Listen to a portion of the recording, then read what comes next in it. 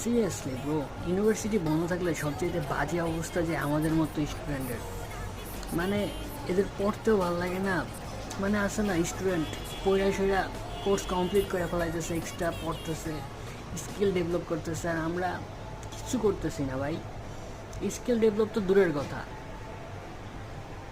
বসে বসে সারাদিন রিলস দেখতেছি আর বসে আছি। মানে সেমিস্টার ব্রেক কোনো কাজেই লাগতেছে না, আমাদের গার্লফ্রেন্ডও নেই যে তাকেও নিয়ে ঘুরবো, তাকেও একটু মানে রোমান্টিক, মানে রোমান্টিজম আমাকে মধ্যে আই না, আমার মধ্যে রোমান্টিজম নাই কি আমি বুঝতেছি না।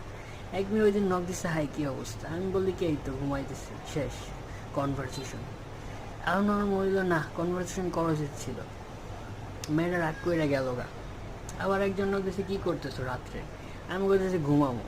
মানে সারাদিন ঘুমের মধ্যেই আছি, সকালে ঘুম রাত্রি ঘুম, তাছাড়া আমি আর কিচ্ছু করতেছি না। বাই বাই, ঘুমাইতে যাই, টাইম আছে।